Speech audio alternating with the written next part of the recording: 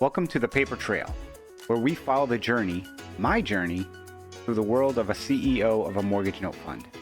I'm Chris 70, and after years of buying, managing, and selling notes with 70 investments, I'm here to share the real stories behind the deals. What went right, what went wrong, and what I wish I knew earlier. From non-performing loans to seller financing to private lending, this show is about more than strategies, about growing your business, learning to follow the paper trail, and doing the due diligence that separates the pros from the rest. Now, let's hit the trail running.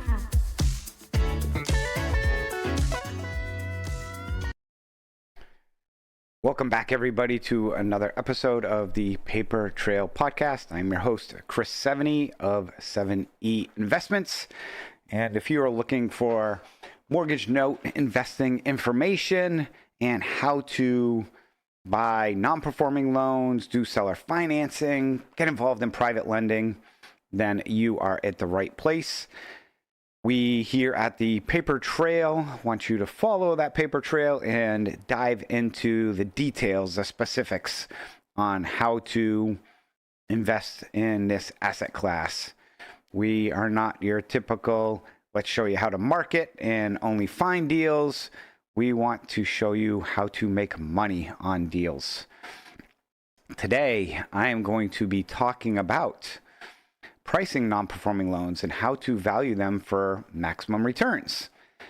And this is going to be a multi-part segment that I'm going to be talking on this topic because there is a lot of information that I want to provide to investors.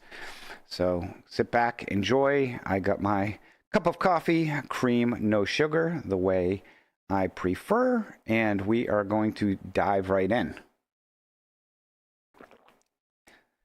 So for those who have not listened to me before, definitely go back and listen where we talk about the 3 Ps, analyzing the person, the predicament, and the property. But as you get experience and go through the due diligence, you will see things that start to be more commonplace and patterns will prevail. And like any type of investing or playing sports, which is, something I've done, a lot throughout my life, you always, I'll use the term, are playing the odds. And what do I mean by that? What I mean by that is looking at a situation, what are some of the more common likely scenarios? And make sure you evaluate them to see how they impact what you're doing, in this case, your investment. You might not be able to always base your pricing entirely on a specific predicament because you may never win a bid, but you definitely want to understand what could happen and the risk. So we're going to talk today about some of those mistakes. And the other reason I wanted to talk about this topic is I see a ton of information out there now talking about how to calculate returns. Do you use IRR, XIRR, ROI, cash on cash, all of these things. And I'll tell you, yes, we use internal rate of return for our investments, and we use it to calculate what we anticipate on a return, but also to evaluate scenarios. For example, if somebody's going to give you $5,000 today or $10,000 in 16 months, which is better? Good question. The way we would figure that out is by IRR. But not going to dive that deep into the weeds on this session because you're probably sitting in a car driving around or listening to this on a walk or however you are listening to this. We are going to just give you some of the mistakes, how to avoid them, and how to make sure you're at least taking them into consideration if they are unavoidable. So mistake number 1 we're going to talk about is assuming a fast foreclosure in a non-judicial state. What does that mean? So let's rewind a little bit. If you're new to note investing, there is judicial and non-judicial states. A judicial state is where you go through a foreclosure process through the courts. You have to file a lawsuit, which is called a complaint, and then get either summary judgment that allows then the courts to file a sale with the sheriff. And judicial states can take a year, 5 years, really depends on the state. We are seeing judicial states, those timelines, really starting to expand. And I think they will continue to expand because even though we're at all-time lows for foreclosures, the media will make it sound as if there's an uptick in trying to keep people in their homes as fast as possible. Non-judicial states are, there's a third party that is typically a law firm that is the trustee that goes through the foreclosure process, that files, basically sends some documents and then notifies it in the newspaper.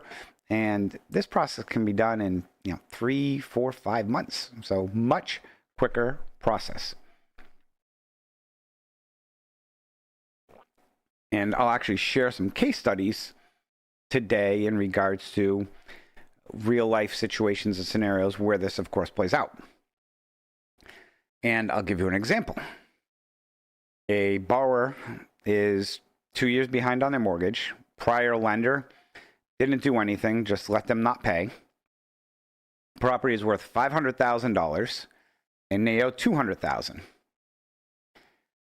What I see a lot of people with less experience do is go in, buy that loan, assume that they're going to foreclose in 3 to 4 months and make a quick buck on that deal.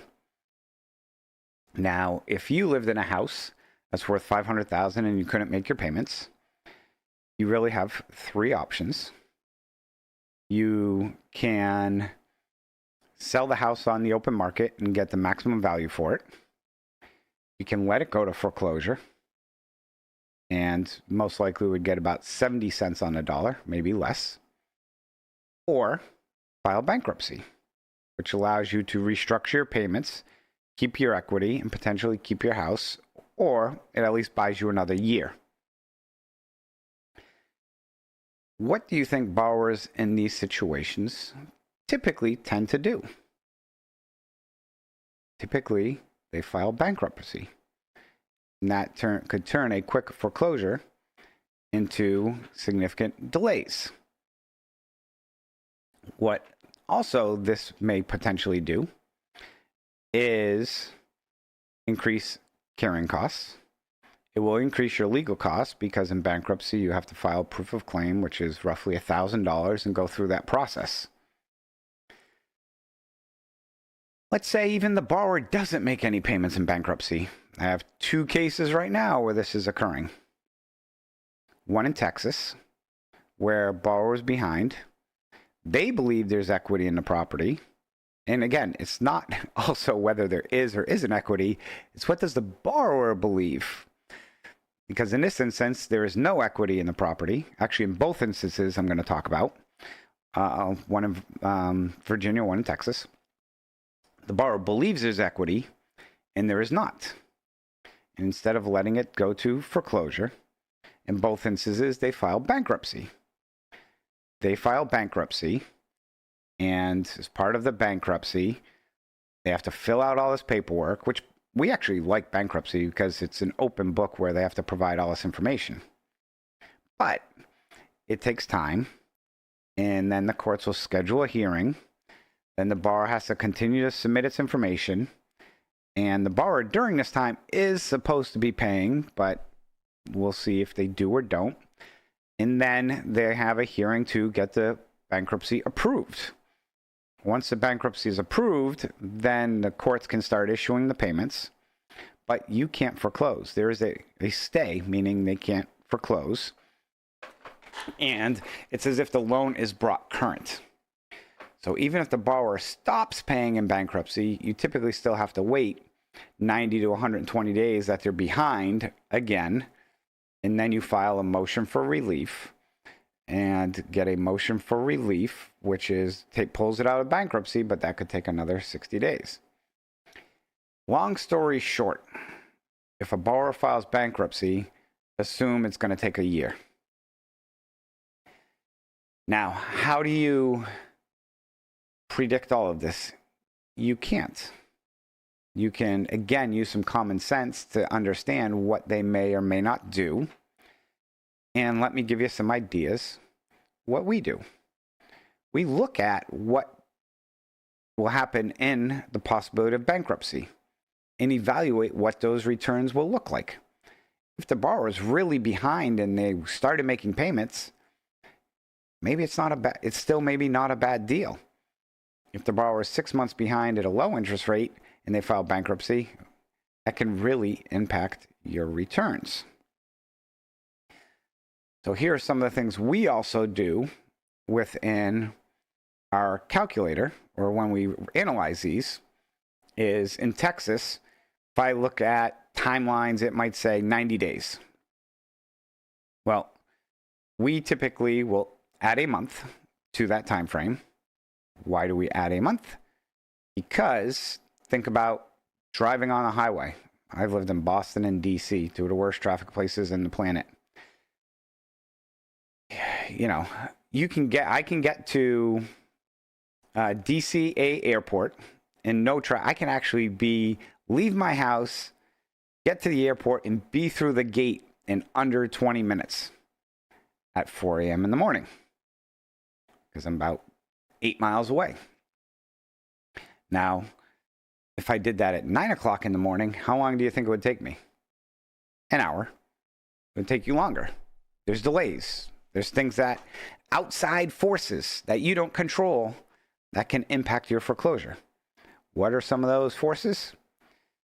Your attorney filing the proper documentation, your servicer getting you the information so you can get it to the attorney. And then things can happen. We've had an attorney on 2 occasions in non-judicial screw up the publishing twice. We were supposed to have a foreclosure this past July.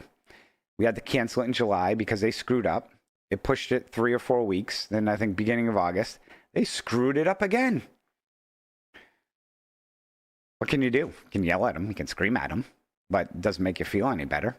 It's not like you can go back to them and say, hey, now my IRR is hurt because I'm carrying this loan longer and they're going to reimburse you for it. That stuff happens. So we will typically add an extra month to the process.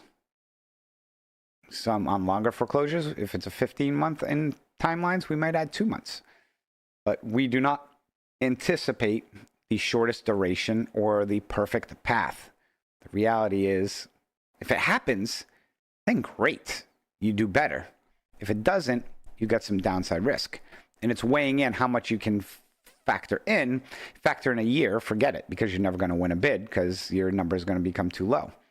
So it's that balance of that gray area, which nobody ever wants to talk about, you know, in note investing. Everyone wants to tell you how to market, how to go on LinkedIn and find leads or call banks and all this BS, which, you know, that's not the part of note investing. Anybody can do that. It's the gray area of pricing loans, managing loans, you know, if this, then that nobody talks about. Except us, I believe, because we experience this every day, and we're actually in the business of doing this. Okay, sorry for that little rant. So this gray area of fine-tuning.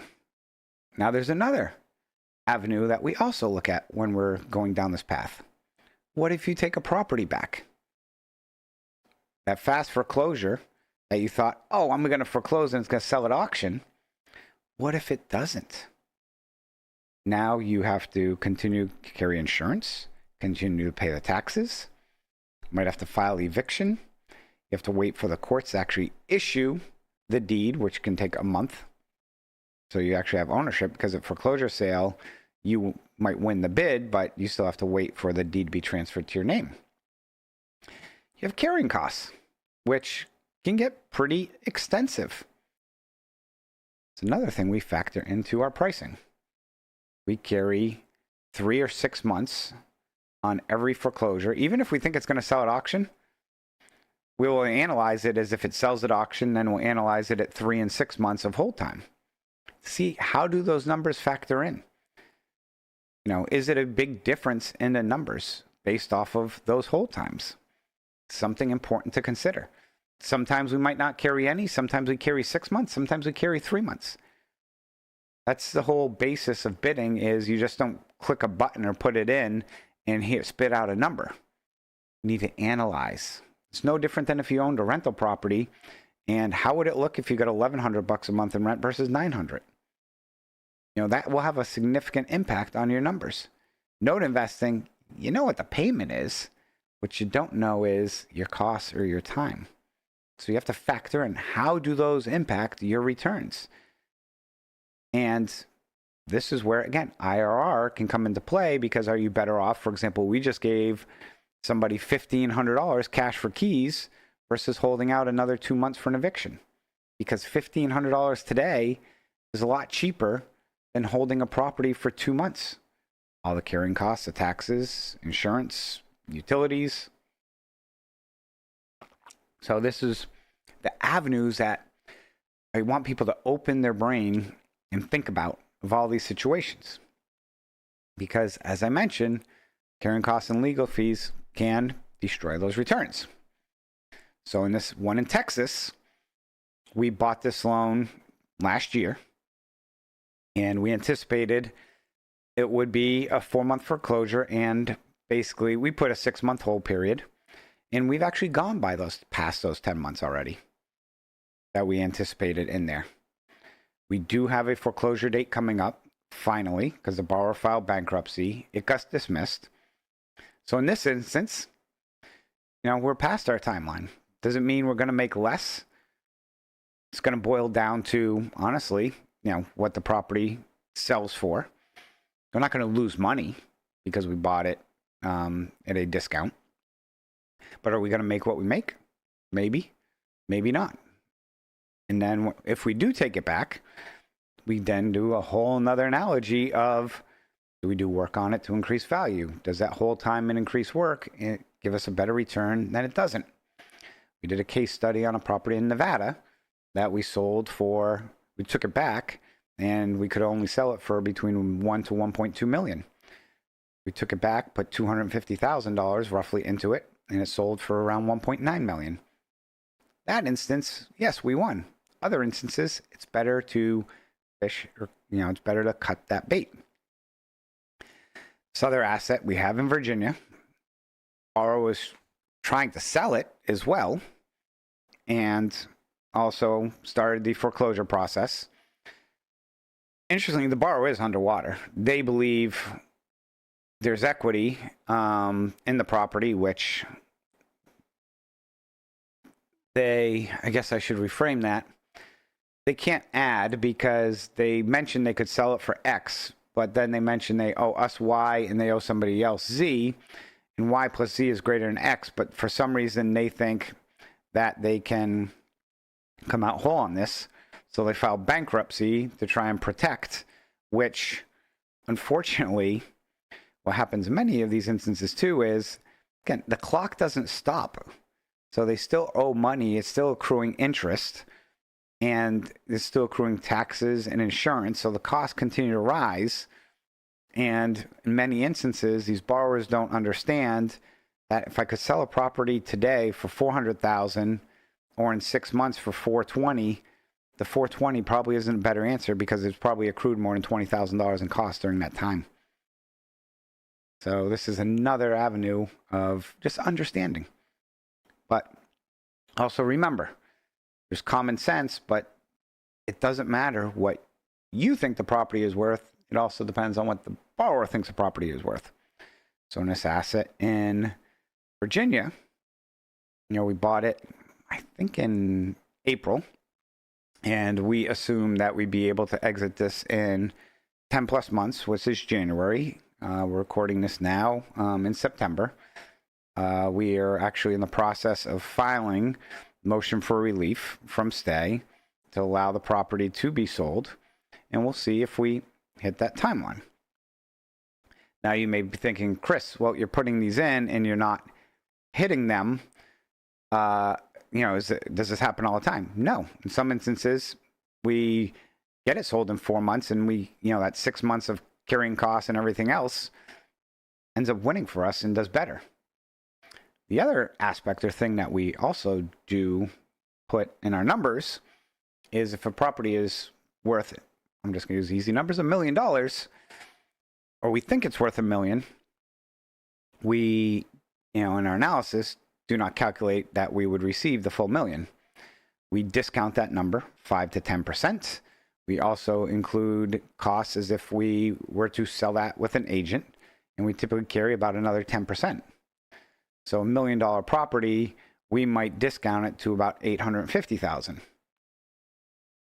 Why do we do that? Because again, it provides some downside risk if the property, isn't not worth it. And let's say a property was worth $975. Great, property was worth $975, and let's say we're able to sell it with an agent at 4%. Now there's an extra $50,000, so at $925, we're still winning. And that's another avenue where, in that instance, we typically do very well on our analysis. I'd say we do very well on analysis in every situation, but we put in our analysis, these downside risk measures. Again, extended time, extended carrying cost, discounted pricing. So when you carry all of these items in your pricing, and I'm just going to use a very simple example. I'm going to say a $100,000 loan and non-judicial. Let's say it's sold for 75 cents on the dollar, $75,000. If you were going to get out of that loan in 4 months and spend $5,000 on legal, you're in it for 80, and it sells for $100,000. Great, you made 25% in 4 to 6 months, which is 50% annualized. That is really good. Let's say it extends, goes past a year, and let's say it took a full year. And because you foreclosed and had to take it back. So not only did you spend $5,000 on foreclosure, you had $5,000 in holding costs. Now you're in it for $85,000. And let's say it even sold at $100,000 after a year. Now you just made $15,000 in a year, which is a 15% return. Big difference. Still making money. Now let's say, it had to pay realtor commissions and fees and everything else. Then you only make 90 and you're in it for 85. See how all of that compresses down, down, down? Yeah, we learned that from the hard way 7-8 years ago, and making sure we follow this process. But if it's a $100,000 loan in our books, we might value it at $85,000 and carry a year to be in it. So we're probably bidding maybe $60,000 for that asset. And if we get it, great. If we don't, we'll move on. But we understand those costs in giving us the upside and playing, making sure we protect that downside risk. Far too often I see people with the rosy colored glasses just going through it and picking out the perfect scenario that can occur, like driving down the highway or going somewhere, trying to get to the airport 30 minutes before you board and only giving yourself 30 minutes. You get stuck in traffic, you can get stuck at security. Too many things can happen along the way. And in note investing, you want to make sure you account for those. Hope you enjoyed this episode of the Paper Trail podcast. As always, leave us a like, leave us a review. We have our Facebook group, the Paper Trail. You can follow us on LinkedIn. If you're interested in more information about 7E Investments, go to 7einvestments.com. Hope you enjoyed this episode. We will continue talking about some of these other quote-unquote mistakes that we see. But until then, I will catch you on the next one. Thank you all. Thanks for joining me on this episode of The Paper Trail. I hope today's insights help you sharpen your note investing strategies. If you found value in this conversation, subscribe, leave a review, and share it with fellow investors. I'm Chris 70, reminding you to keep doing the work, trust the process, and always follow the paper trail. Until next time.